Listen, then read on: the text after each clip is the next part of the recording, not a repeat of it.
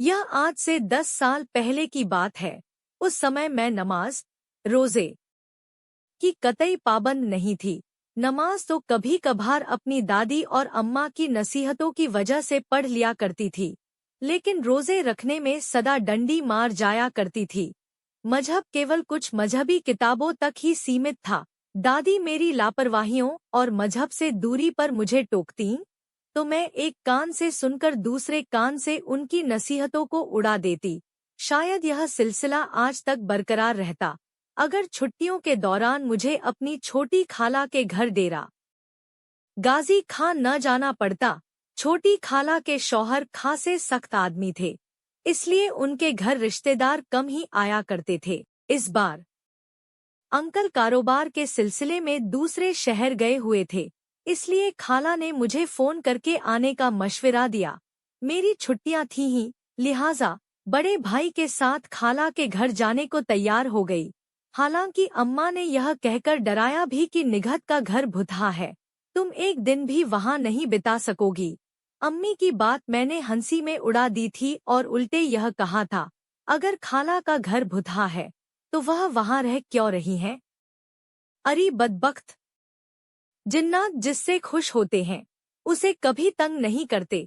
वह चिढ़कर बोली, बेफिक्र रहें अम्मा, मैं भी उन्हें डिस्टर्ब नहीं करूंगी, और अच्छे लगे तो दोस्ती कर लूंगी। मैंने चहककर कहा, जिस पर अम्मा झुंझलाकर रह गई थी।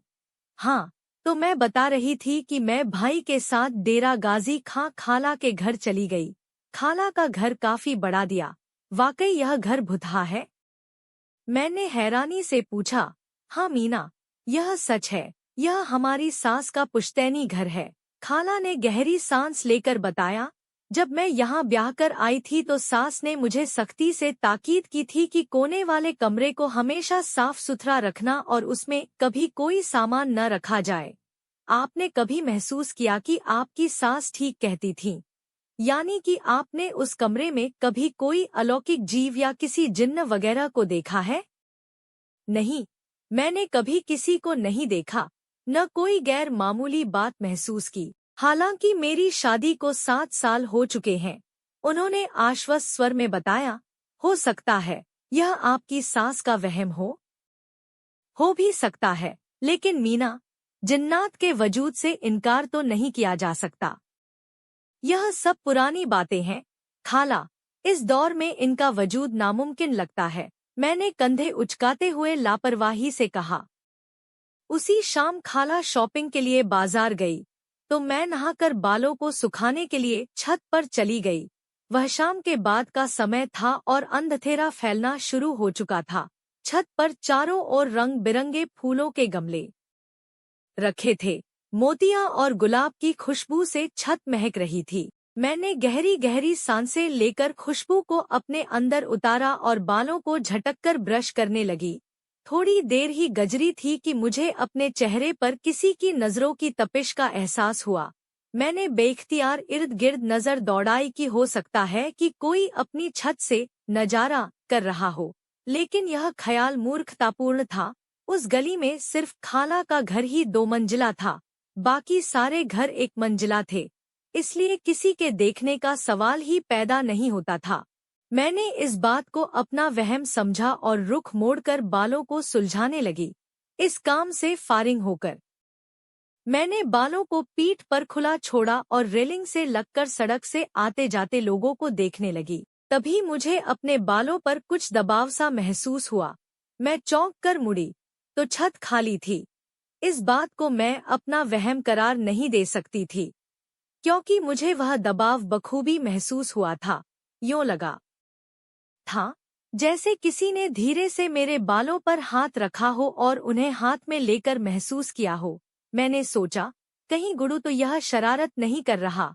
मुझे 5 वर्षीय शरारती खालाजाद गुड़ का ख्याल आया, जो अचानक इसी तरह डराया करता था और फिर छप जाता था। मैं छत पर बने उस कमरे की ओर बढ़ी जिसमें खाला ने बेकार चीजें डाल रखी थी।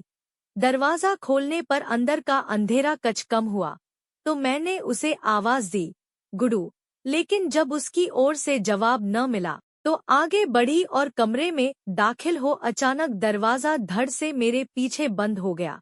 मैं भय से जड़वत खड़ी रह गई। हजारों आशंकाएं और वहम मुझे डराने लगे। खैर, किसी तरह दरवाजा खोलकर बाहर आ गई। बाहर आकर मुझे अंदाजा हुआ कि मैं पसीना पसीना हो रही थी, दहशत से कांप भी रही थी। मैं भागती हुई नीचे आ गई। खाला अभी तक बाजार से आई नहीं थी। मैं कुर्सील पर अधलेटी होकर अपने बिखरे हवास को जमा करने लगी।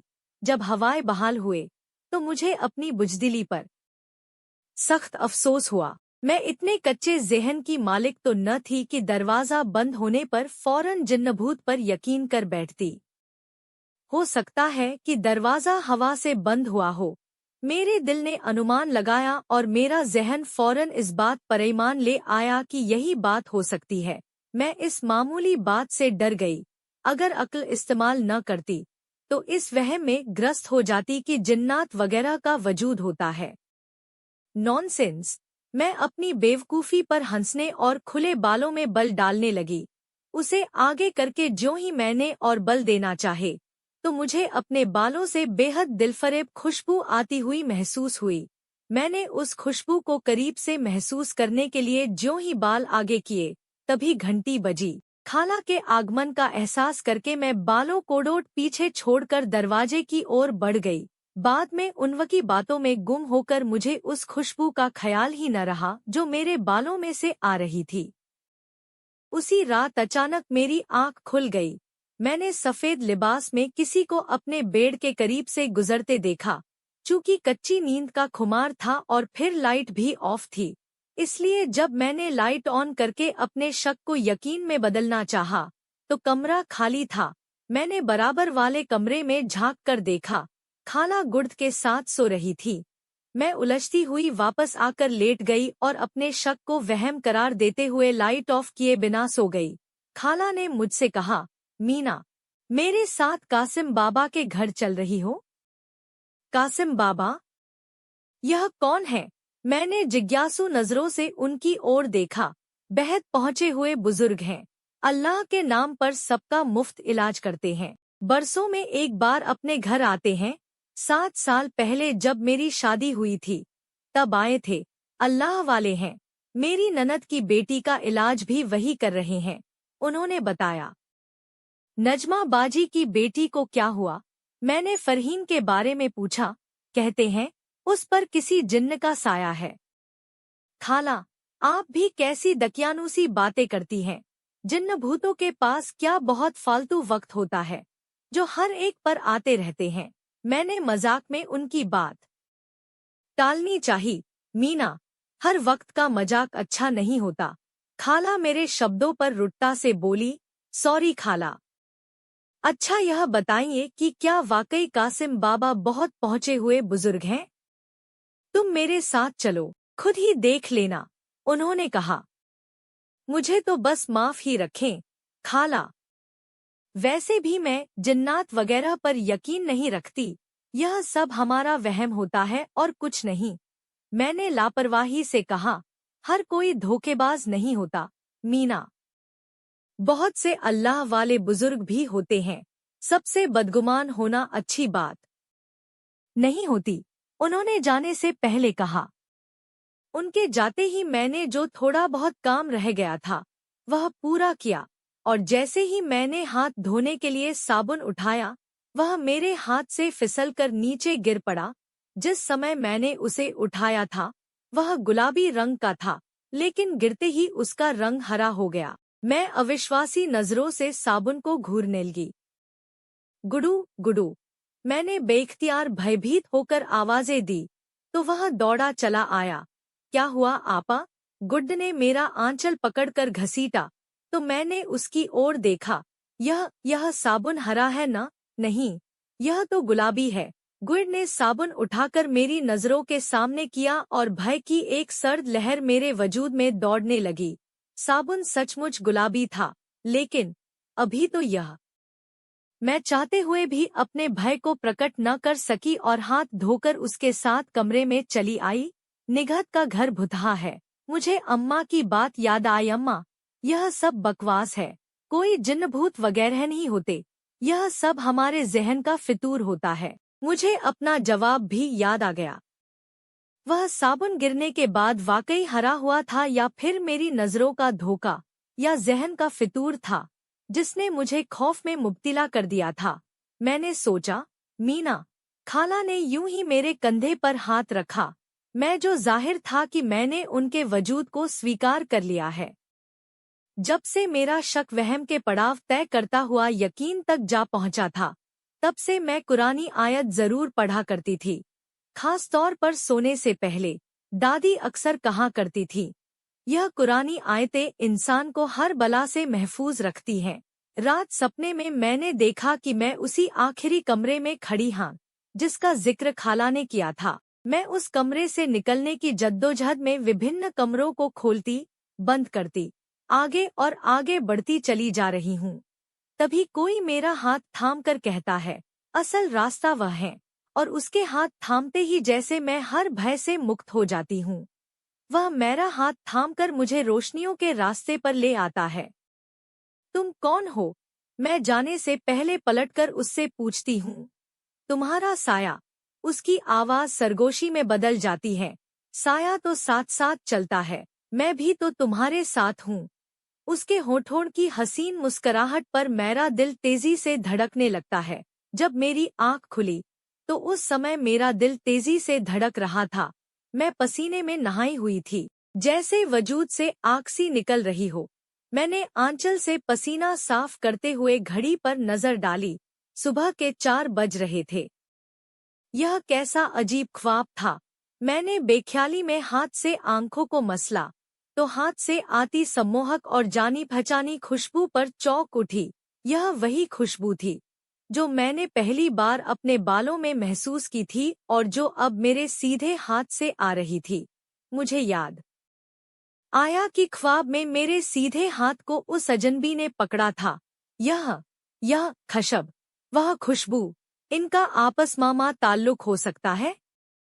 मैं सोचने लगी, लेकिन साइंस तो यह कहती है कि ख्याब हमारी अधूरी ख्वाहिशों के अवचेतन में पहुंचने के कारण वजूद में आते हैं। फिर यह सब क्या है?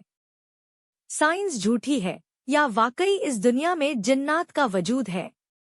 मुझे याद आया, रात में किताब पढ़ते पढ़ते सो गई थी, लेकिन उस समय वह किताब सामने सेल्फ पर रखी थी।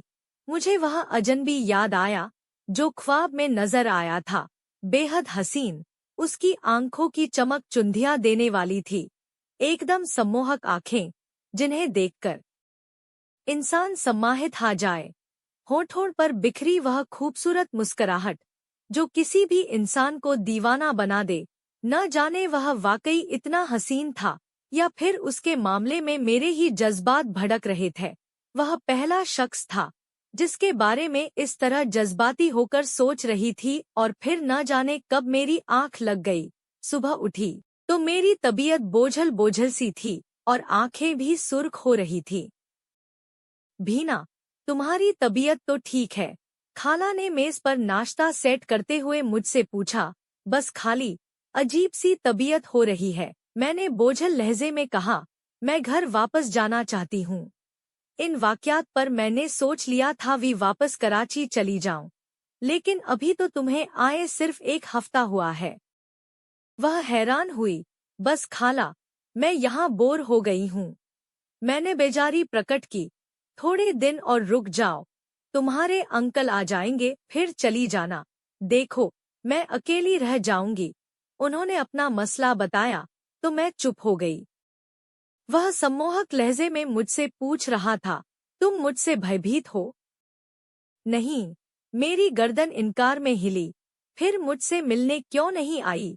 उसने करीब आकर मेरे खुले बाल अपनी कलाई पर लपेटते हुए झुककर पूछा। तुम जो आ जाते हो।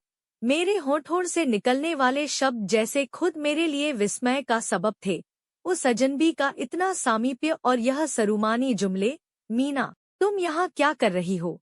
खाला की आवाज पर बेसाख्ता मैंने आंखें खोल दी। मैं उस आखिरी कोने वाले भुतहे कमरे में एक तरफ बैठी थी। तुम यहाँ क्यों आई हो? मैंने तुम्हें बताया भी था। निगहत खाला मेरी रहस्यपूर्ण खामोशी पर भयभीत लहजे में बोली। मैं यह कमरा देखने आई थी। मैंने असल बात छुपाते हुए संजीदगी से कहा, क्यों? इसमें क्या रखा है जिसे देखा जाए? वह रुष्टता से बोली और मेरी बेताब नजरें उसे तलाश करने लगी, जिसके सम्मोहन में डूबकर मैं यहाँ तक पहुंची थी।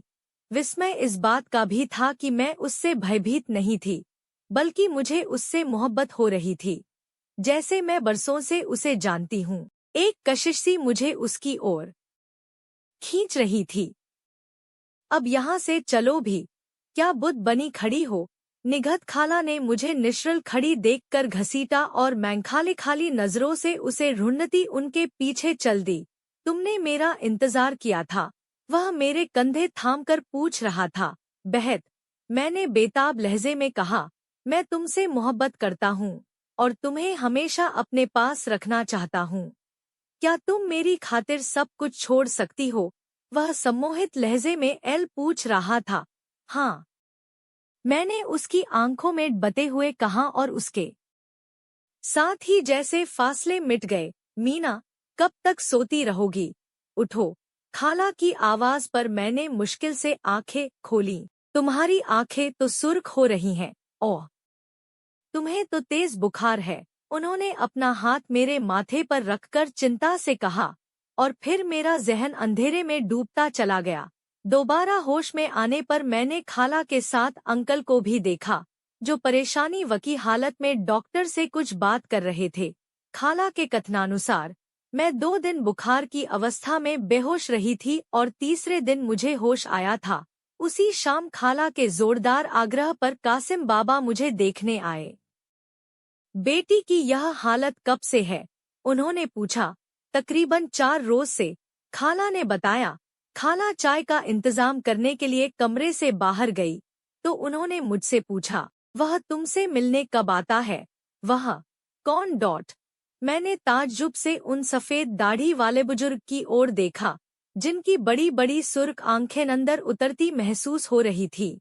उनके लहजे में इतनी नरमी और ठंडक थी कि बेख्तियार मैं प्रभावित हो गई। तुम सम्मोहित हो बेटी, और यह हो ही नहीं सकता कि जिसके सम्मोहन में गिरफ्तार हो वह तुमसे मिलता न हो। उनके होठों पर रहस्यपूर्ण मुस्कुराहट बिखर गई और मैं बेख्तियार सभी बातें उनसे कहती चली गई। उसके सामीप्य से ही तुम्हारा यह हाल है।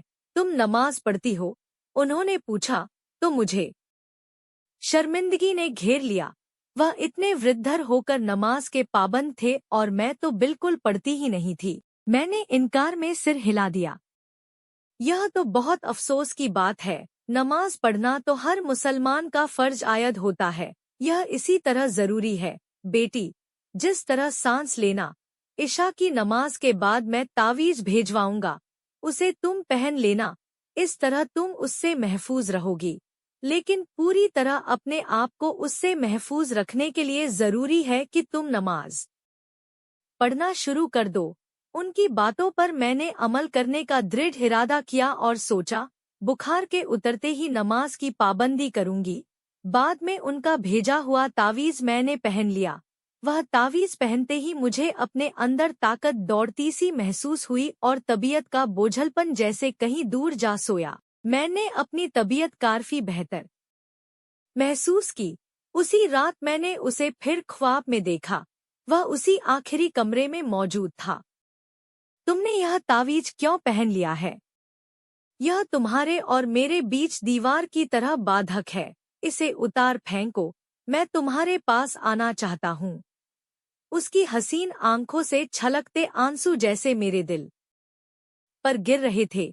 हो सकता था कि मैं उसके मोहब्बत भरे शब्दों के जादू में गुम होकर तावीज को उतार फेंकती कि उसी समय अल्लाह अकबर की आवाज सुनकर मेरी आंख खुल गई। मेरा दिल तेजी से धड़क रहा था और सारा चेहरा आंसुओं से तर था। मैं उठकर बैठ गई और चेहरा साफ करने लगी। मुझे कासिम बाबा की बात याद आई, नमाज की पाबंदी करो, यह तुम्हें हमेशा के लिए उसके सम्मोहन से मुक्ति दिला देगी। मैं उठकर वज करने के लिए बाथरूम की ओर बढ़ गई। नमाज के लिए उठते समय सारे खौफ जैसे कहीं दूर जा छपे थे। बाहर आई तो खाला नमाज के लिए उठ चुकी थी। वह आशा के प्रतिकूल मुझे इतनी सुबह जागती देखकर हैरान रह गई, क्योंकि वह अच्छी तरह जानती थी कि मैं नमाज की पाबंदी बिल्कुल नहीं करती थी। उन्होंने मेरे इस सुखद परिवर्तन पर खुशी प्रकट की। कासिम बाबा ने मेरी अवस्था के बारे में खाला से भी बात की थी और बताया था कि बालों के सबब एक जिन्न मुझ पर मोहित हुआ था। अब उनके दिए हुए तावीज के अलावा उसका सम्मोहन खत्म करने के लिए मुझे पाबंदी से नमाज पढ़नी होगी, तब कहीं जाकर उस जिनक्न का सम्मोहन खत्म हो सकता था। उस दिन मैं कासिम बाबा से मिलने उनके घर भी खाला के साथ गई। वैसे भी तावीज और नमाज के बाद से मुझे अपनी तबीयत ठीक महसूस हो रही थी, वरना पहले मुझे बिस्तर से उठना कठिन लगता था। यूं महसूस होता था जैसे जिस्म में ताकत ही न हो। खाला बाहर ही ठहर गई, मैं अकेली अंदर गई। कासिम बाबा ने थोड़ी देर तक कुछ पढ़ा, फिर मुझ पर फूंक कर नरमी से बोले, कैसी तबीयत है अब बेटी? ठीक हूँ। उनके मोहब्बत भरे लहजे पर मेरी आंखें सजल होने लगी। वह फिर तो नजर नहीं आया, उन्होंने पूछा। जवाब में मैंने उन्हें पूरा ख्वाब कह सुनाया। तुम पर से उसके सम्मोहन का असर खत्म हो रहा है, कुछ इस तावीज की बदौलत, और अब तुमने नमाज भी पढ़ना शुरू कर दी है। पाबंदी से पढ़ोगी तो वह तुम्हें परेशान नहीं करेगा, उन्होंने सांत्वना देने वाले स्वर में कहा। लेकिन बाबाजी, वह मुझे परेशान नहीं करता, मैं बेडख्तियार बोली। अभी बेशक नहीं करता, लेकिन जब तुम्हारे माता पिता तुम्हारी शादी किसी से करना चाहेंगे, तब वह न सिर्फ तुम्हें बल्कि तुम्हारे घरवालों को भी परेशान करेगा, उन्होंने मुझे समझाया। लेकिन क्यों? मैंने पूछा। इसलिए कि वह तुमसे मोहब्बत करता है और तुम भी उसके सम्मोहन में गिरफ्तार होकर उसे चाहने लगी हो। हालांकि वह अपने लोगों में और तुम अपने लोगों में ही खुश रह सकती हो, लेकिन यह बात तुम समझ नहीं रही। उनकी गहरी नजरें जैसे मेरे अंदर उतरकर सच को पा गई थी। यह सच था कि मैं उसे चाहने लगी थी और कल रात का ख्वाब मुझे बहुत उदास कर गया था। उसके आंसू बार बार मेरी आंखों को सजल करने पर मजबूर कर रहे थे। कासिम बाबा की इस बात पर मैं फूट फूट कर रोने लगी। उन्होंने मुझे नरमी से समझाया और इस बात पर रोने लगी। उन्होंने मुझे नरमी से समझाया और इस बात का एहसास दिलाया कि मैं वास्तव में उससे मोहब्बत नहीं करती, बल्कि उसके सम्मोहन के कारण उसमें कशिश महसूस करती हूँ। ज्यों-ज्यों उसका सम्मोहन उतरेगा, मैं उसे भूल जाऊंगी। उन्होंने मुझे एक आयत पढ़ने को बताई और कहा, इस आयत के पढ़ने से तुम्हारा बेकरार दिल पुरसुकून हो जाएगा और वह तुम्हें ख्वाब में भी नजर नहीं आएगा। क्या मैं उसे भूल जाऊंगी? उसे भुलाने का मुझे बेहद रंज था। हाँ, जब तुम उसके सम्मोहन से पूरी तरह आजाद हो 38 जाओगी, तो उसे भूल जाओगी। बेहतर है तुम वापस कराची चली जाओ और इस तावीज को कभी अपने से जुदा मत करना। नमाज की पाबंदी करना और इस आयत को इशा की नमाज के बाद तब तक पढ़ती रहना, जब तक वह तुम्हें ख्वाब में नजर आना बंद न हो जाए। उन्होंने मुझे हिदायतें दी। मैं ठीक हो जाऊंगी यकीनन। और बेटी, जिस तरह अल्लाह ने हमें पैदा किया है, उसी तरह जिन्नात भी बनाने वाला वही है। उनके वजूद से इनकार करना बेवकूफ़ी है। कभी मजाक में भी उनका हवाला नहीं देना चाहिए। वह मुझे मेरी कोताहियों से आगाह कर रहे थे और मैं शर्मिंदगियों में डूबती चली जा रही थी। इस वाक़ये से पहले तो मैं यह सब कुछ मजाक ही समझती थी और इन बातों पर यकीन भी नहीं किया करती थी। लेकिन अब जैसे अपनी हिमाकतों पर अफसोस हो रहा था। उस रात की नमाज के बाद मैंने उस आयत को पढ़ा और पढ़ते पढ़ते सो गई। मुझे ख्वाब में वह मंजर नहीं आया, पर जब मैं सुबह उठी तो कमरे से वही जानी पहचानी खुशबू आ रही थी, वैसी ही सम्मोहक और दिलफरेब। दूसरे ही दिन मैं अंकल के साथ अपने घर लौट आई। वहां आकर भी अपनी दिनचर्या में अंतर न आने दिया। सब घरवाले हैरान थे कि वहां ऐसा क्या जादू हुआ कि मैं नमाज की पाबंद हो गई थी। बहरहाल, इस सुखद परिवर्तन पर सभी ने प्रसन्नता प्रकट की। तावीज के बारे में घरवालों ने पूछा तो मैंने कह दिया कि बुरी नजर से बचाने के लिए खाला ने डाला था, जिस पर झट दादी ने बढ़कर बलाएं ली और कहा, खुदा तुझे नजरेबद से महफूज रखे। दिन बहुत पुरसुकून गुजर रहे थे। मैंने इंटर के बाद कॉलेज छोड़ दिया। 2 साल बाद, जिस दौरान मेरी शादी हो रही थी, मेहमानों की अफरातफरी और हंगामे में अक्सर मेरी नमाज छूट जाया करती थी। उस दिन मेरी माइयाँ पंजाब में विवाह पूर्व की एक रस्म की रात थी। रात गए तक हंगामा रहा। स्वजनों के आग्रह पर मैंने उस तावीज को उतारकर रख दिया था कि रस्मों से फारिग होकर पहन लूंगी। बाद में गीतों के शोरोगुल और रस्मों के हंगामों में मुझे तावीज पहनना याद नहीं रहा। थकान के कारण उस रात मैंने नमाज भी नहीं पढ़ी। लिहाजा 3 साल बाद मैंने उसे फिर ख्वाब में देखा। परसों तुम्हारी शादी होने वाली है। मैं हमेशा के लिए तुम्हारी जिंदगी से जा रहा हूँ, महज तुम्हारी खुशी के लिए। मैं तुम्हारी एक अमानत ले जा रहा हूँ और एक अपनी दे जा रहा हूँ। शादी की खुशी में मेरी तरफ से उस तोहफे को कबूल करना। वह तुम्हें हमेशा मेरा एहसास दिलाता रहेगा। जब कभी मुझे तुम्हारी याद आएगी, मैं तुमसे मिलने आया करूँगा। मेरी जात से कोई परेशानी नहीं होगी। मैं तुमसे गाफिल नहीं रहूंगा और न ही आज के बाद तुम्हें कभी नजर आऊंगा। उसके इन शब्दों के साथ ही मेरी आंख खुल गई। मैंने खाली खाली नजरों से चारों तरफ देखा। मेरी रिश्ते की सभी बहनें सोई हुई थी। हर ओर सन्नाटा था। सिर्फ मेरे दिल की धड़कन थी, जो नॉर्मल से कई गुना बढ़ गई थी। मुझे अपने वजूद से वही खुशबू आती महसूस हुई, बेहद तेज और सम्मोहक, जैसे वह बहुत समीप आकर गया हो। आशा के प्रतिकूल मेरे बाल भी खुले थे। हालांकि रात को मेरी चचेरी बहन इस्मा ने मोतिया की कलियों से बालों को गूंथा था। मैं घबराकर उस दराज की ओर बढ़ी, जहां कासिम बाबा का दिया हुआ तावीज रखा था।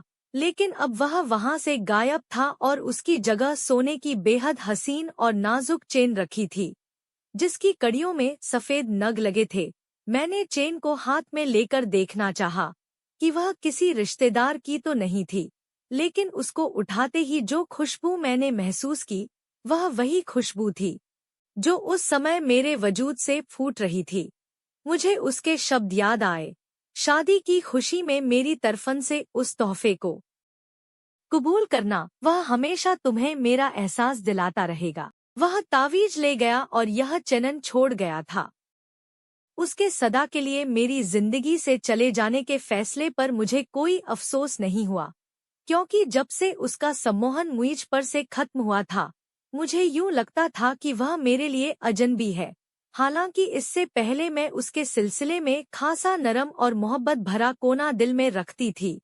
उस तावीज के गायब होने की खबर मैंने खाला को नहीं दी और न ही घरवालों ने कोई ध्यान दिया। मुझे डर था कि कहीं मैं उस तावीज के खोने के बाद दोबारा उसके सम्मोहन की कैदी न हो जाऊं। लेकिन ऐसा कुछ भी नहीं हुआ। शादी कुशलतापूर्वक हो गई। इस वाक़ये के बाद मैंने नमाज कभी छूटने नहीं दी।